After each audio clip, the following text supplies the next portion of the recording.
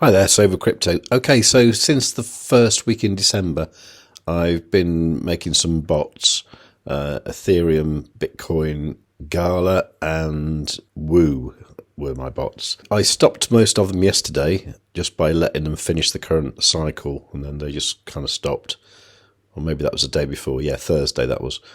And there's currently still 3 open. So I've come to the assets page here looking at the bots. So current bots, you can't see them like that, so you need to go futures. All right, and then there they are.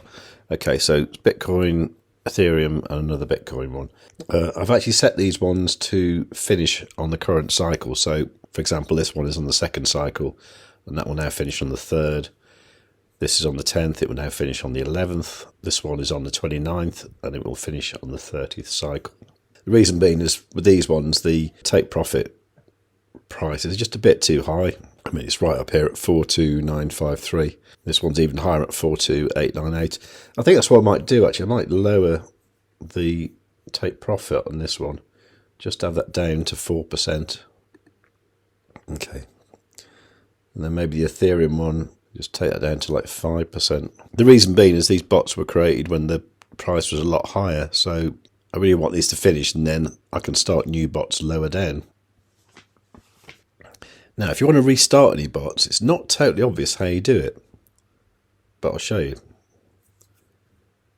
So what you need to do is go to bots, and then I'm going to go to futures martingale, which is what my bots were.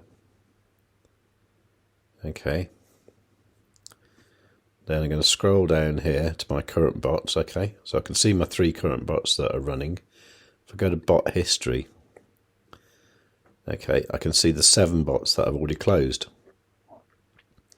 So let's say, for example, I want to create this one here. That's like the oldest Bitcoin one. Then what you need to do is go over here, and rather than leaving that on AI, you need to put that on manual. Okay. So you see at the moment there's nothing populated there. But then if you come back down to the bot you want, so say this one, you go copy. Right. Now what that does, that copies the details into these fields. So all you need to do then is set the base order size and create the bot. Okay. Now I'm not going to do that right now because I'm actually in a manual trade, which I'll show you. It's basically because I woke up this morning and I saw the price had dumped quite a bit.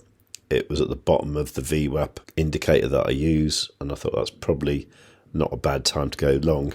It could have been better, to be honest, but this is it at the moment. So it's quite a big position using all the profit from the bots, actually. So it's a 10x position, and my entry was 41759. And it's currently $62 down, but let's see what that is by the end of the video.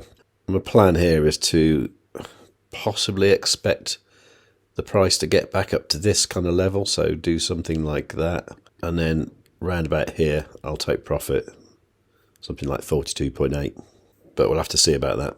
Now I know some people have been concerned about why I decided to terminate the bots. It's literally because the bots are long bots, so the bots work as if you were going to take a long position yourself. But the problem is if the price has gone quite high and now it's coming back down again, then you're going to get those bot trades stuck at higher levels. So ideally what I want to do is to have the price come down a lot more and then restart the bots. And hopefully by then I will have made some profit from this manual trade, and then the price will come back down, and then I'll restart the bots.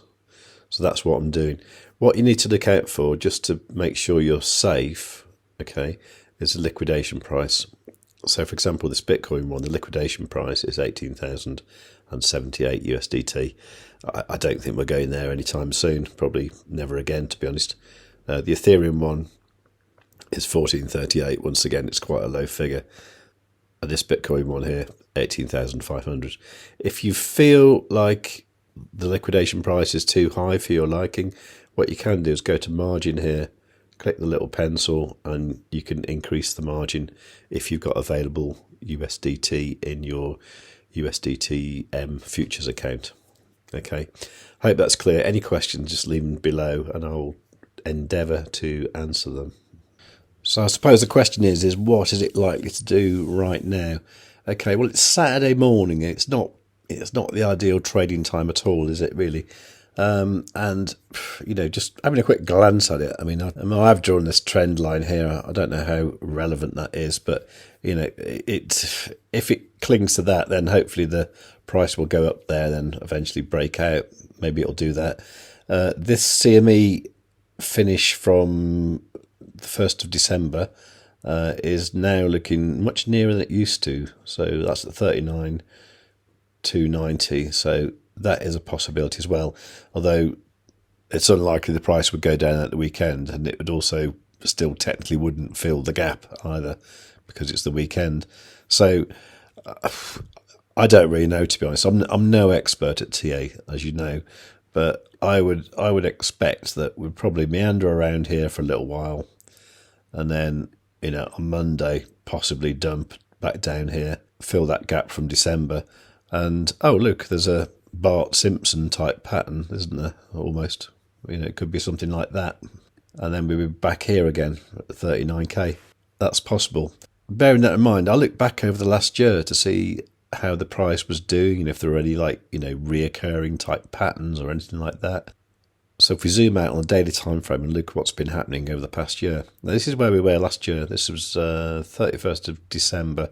Then we were at 16,467. If you'd have bought Bitcoin then and done nothing with it, you'd have made a 2.5x, something like that.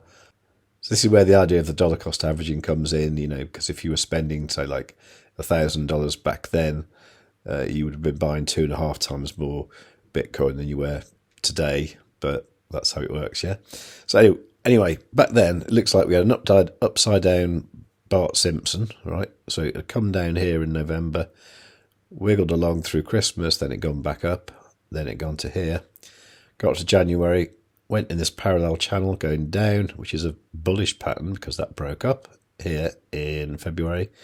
Did the same thing again, coming down in a parallel channel to like the middle of March, and then that did a lovely break up there, and then that went up here, and by then we were at like 25 grand, 26, 27, and things were starting to look really, really good. It meandered a bit from here because it went up a little bit, broke out of that, went into another kind of downward channel up until the start of the summer, and then it broke out of that, went up to here, and then during the summer it didn't do that much. It just kind of wiggled around, came down a little bit, forming another Bart Simpson type shape. And then this is interesting. This line I've got here, let's make it different colour. Let's make it purple.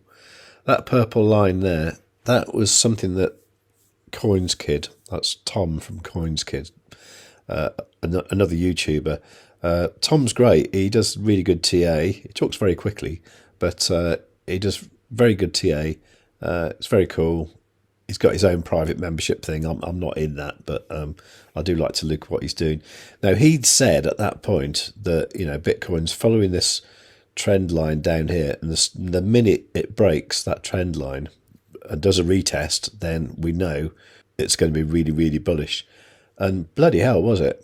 It broke out there on 1st of October, went up a little bit, came back down, retesting the trend line pretty much on the 13th of October.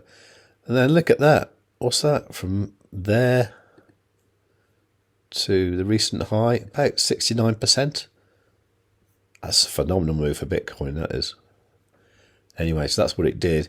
So it went up there. This bit's a bit weird. I don't quite understand that bit. I think that's just general interest and bullishness. I think. I suppose that is like a parallel channel going upwards, which in theory should be bearish, but that didn't happen. It actually broke out of there and went up even more. And this is where we are now. This to me looks like a ascending triangle, which is a bullish pattern. But these patterns don't mean a lot. They're just patterns, and they have probabilities of breaking out one way or the other. With the ascending triangle, I believe the percentage is something like 68% or something that it will break out to the top side rather than the bottom. So there's that. But for reasons I mentioned before, it might not. And don't forget about the CME gap down here at 39,290. But I think for the moment, if you're taking long positions, then what you need to bear in mind when you're thinking about your leverage and your position size is you think, can you survive a dip down to 39,290? Okay, whether that means you hit your stop loss or you get liquidated or whatever. I mean, just make sure your capital is protected if that price goes down there. So, for example, 39,290. If you look at my trade I've got here, my liquidation price is actually 37,757. Now, I often get criticised for not using a stop loss very much, and the reason being is things like this wick from last night. You know, if I'd have framed this trade perfectly and stuff, my stop loss would have been down here somewhere. If that was the case, and I'd use a stop loss, the stop loss would have hit overnight, and I'd have woken up with a loss, and I hate that happening. So in a way, I'd rather sort of manage the position by thinking like, what else could I add in margin wise, or shall I have multiple entries to kind of lower down the price, that kind of thing. I'm not blatantly going into a position with like all the capital thinking like, okay, I'm just going to cross my fingers and hope for the best. I used to trade like that not very long ago. In fact, you saw me do it on the challenge earlier this year. I started with $200, made 2,000, and then lost it all. That was careless. That was just gambling. But I think here I'm making a bit more of a educated guess. And you can see now I'm actually sort of $78 in profit now. So all is good. Anyway, so that's it for the moment. I've just thought I'd show you what I'm doing right now. So at the moment, yeah, as far as the bots go, I've got 10 bots. 3 of them are running, and they're going to finish on the next cycle because I'm expecting some extreme volatility in the next week or so. And what I want to do is to use the bots when we've established some kind of base, if maybe that's like 40,000 or 38,000 or something else, I don't know. But when we're back down there, and I'm pretty sure we're going to sort of like staircase back up to 50k and beyond, that's when I want to be using the bots. That said, if I see a bit where it kind of stagnates, I might start a few bots then. And the only way you'll find out about that is by watching my videos. So do make sure you're subscribed. Make sure you got a notification set and all. While you're down there, leave a nice comment and like the video. And above all, tell your friends.